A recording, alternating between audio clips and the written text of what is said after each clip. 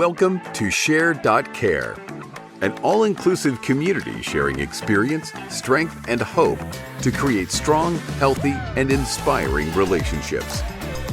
SHAIR.care communities work toward every individual feeling safe, valued, and heard, free from the threat of danger, pain, or harm. Each episode, founder Damian Andrews explores the principles underpinning SHAIR.care and invites expert special guests to share their knowledge so you can easily reap the benefits so many others experience. You hold the choice to create your future. Let it be with strong, healthy, and inspiring relationships. Hello and welcome to another On the Couch episode of the SHAIR.care podcast. Our belief is that global peace starts at home. Feeling safe, valued, and heard gives you a foundation to confidently step out and make the world a happier and safer place for everyone. Because in today's world, it's in your own selfish best interest to help others. Now, yesterday, Vladimir Putin signed a decree that annexed a very large part of eastern Ukraine. And at the same time, or roughly the same time, the Ukrainian president applied for NATO membership. So these are big days. What does it really mean in the scheme of things currently happening right now? Well, the annexation of parts of Ukraine probably doesn't mean a lot for the people there. Yes, there will be some forceful enforcement for that terminology. English wasn't my best subject at school. There will be more enforcement by the Russian government in those eastern areas, but they were already under fairly strong Russian control anyway. So it probably doesn't mean a lot of change in the day-to-day operations. Why would Vladimir do this? Well, as he stated, now he's declaring it's officially part of Russia, so any attempt to take that back, he will decree as an act of aggression against Russia itself, and therefore threaten to respond accordingly. Does that really mean much? Time will tell. The other thing I'd just like to raise with, as you know, I've mentioned as you've heard, I've referred to him as Vladimir Putin. And I'd just like to I think we need to start referring to people correctly. He's referred to as president, but a president is either an elected member of a republic, the head of state of a republic, or also someone that is chosen to preside over, say, an assembly or an organization, that kind of thing. Now, Vladimir was neither elected, nor is Russia a republic. So the term president just isn't right. So I'll stick to calling him Vladimir.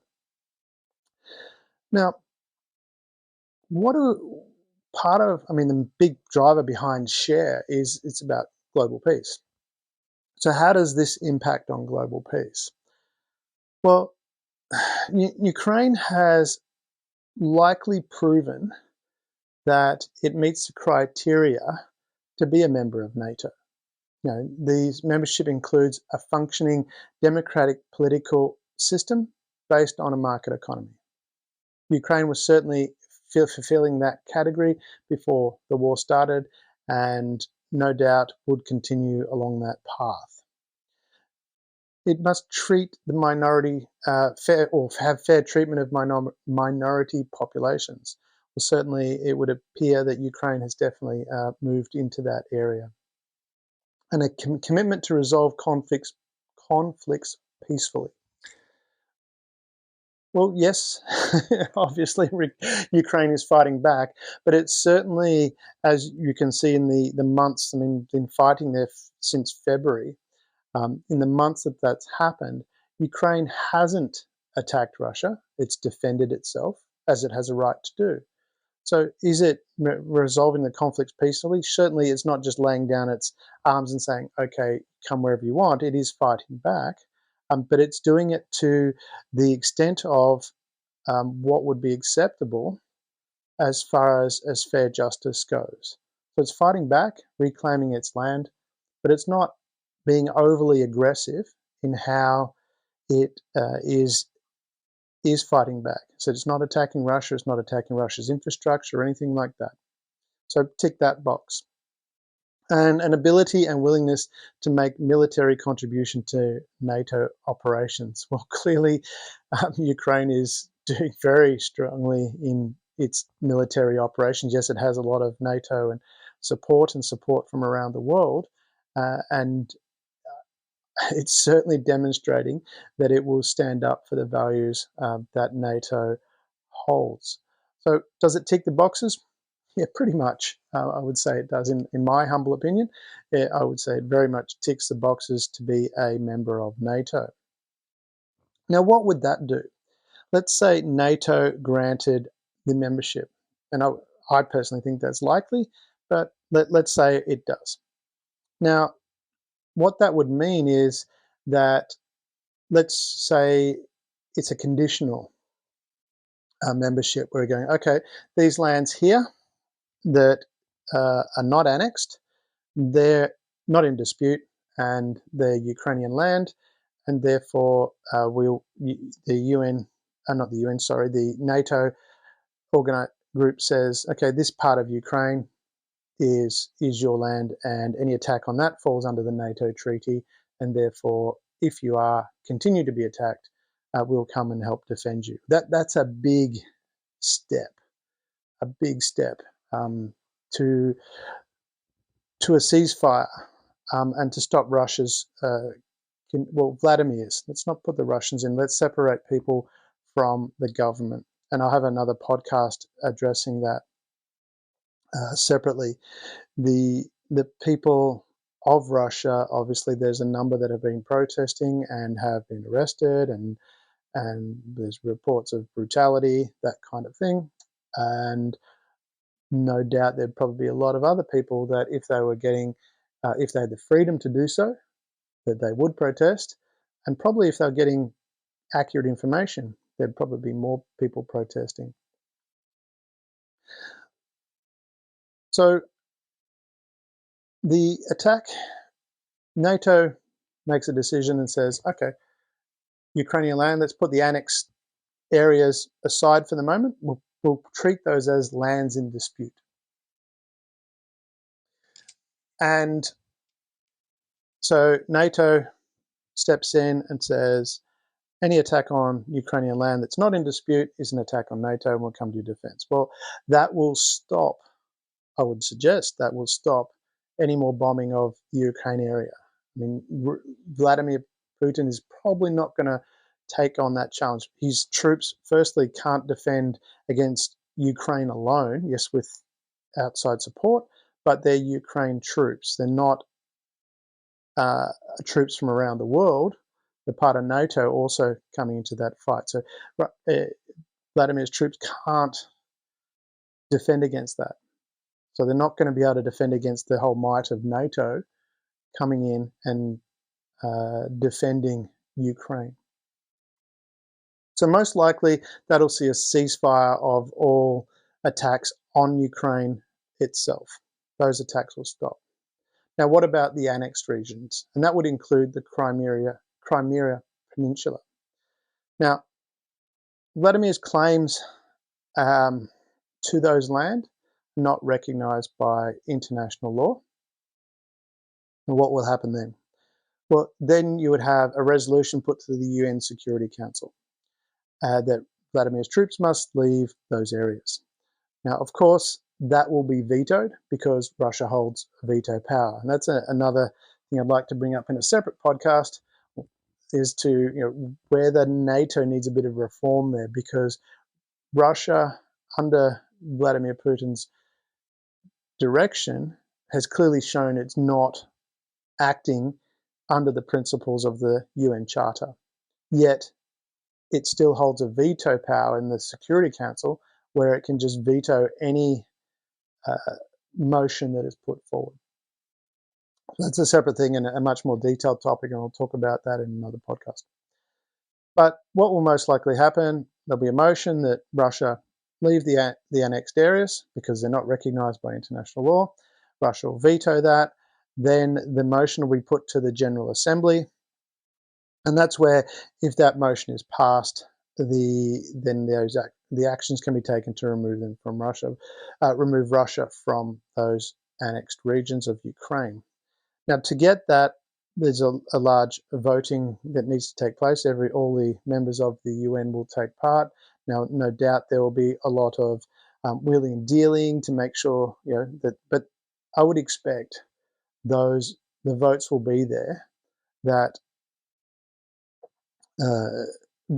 Vladimir's claims to those areas are not held up. They're seen as a breach of international law, and that the Russian troops must leave those areas and be returned to Ukraine. Now, that'll put Vladimir in a choice situation.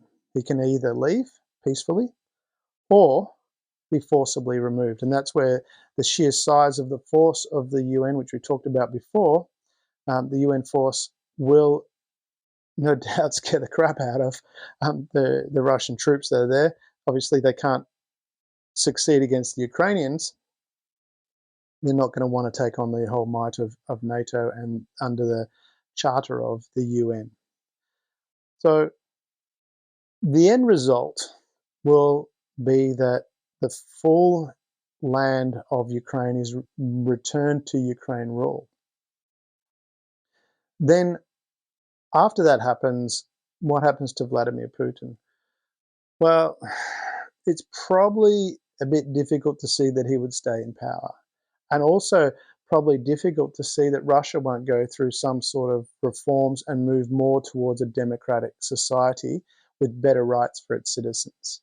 That's a longer term goal, a longer term objective that is likely to happen. But what it will do is send a very, very clear message to other dictatorial leaders.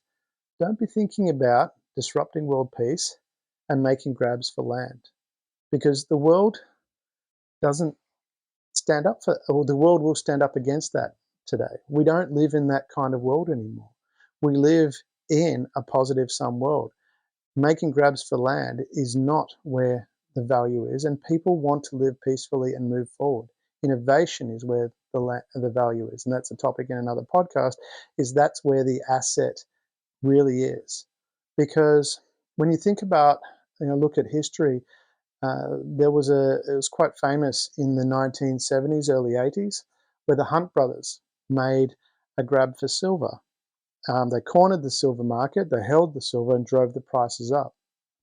Then through innovation, silver became less valuable and the prices plummeted and they went bankrupt eventually. And this is where, yes, in the past, plundering and taking those resources was to an advantage to a society to accelerate how it grew. But today, what you want for a society is a free society where people are free to innovate, to grow, and that's where the value is. Now, obviously, both the NATO treaty and the UN Charter call for peaceful resolution of disputes. And this is where this annexation is a great step towards that peace, because it provides the mechanism to show that the civilized world will lead by example. As we've seen so far today, there's been limited aggression back to Russia. Yes, there's been sanctions, and they've been quite severe and no doubt will continue to grow in their severity. But the response as far as violence has been limited. Yes, there's been defense, but it hasn't been like when you look at, say, World War II, for example, where there was a lot of, let's bomb the other side and scare them into submission. It doesn't work. You cannot scare people into submission. And so this is a great opportunity for the civilized world to to lead by example, to show that as humans, we want a peaceful society, and this annexation of the world has given us the chance to show, or given the civilized world, a chance to show this is how it's done. Yes, we were threatened. We stood up in an appropriate way and moved forward in a peaceful manner. Thank you for being part of the SHAIR.care community and helping people around the world prosper. You're creating a bigger pie for everyone to share. The more people contributing to the world being a better place, the better the world becomes for others and for you.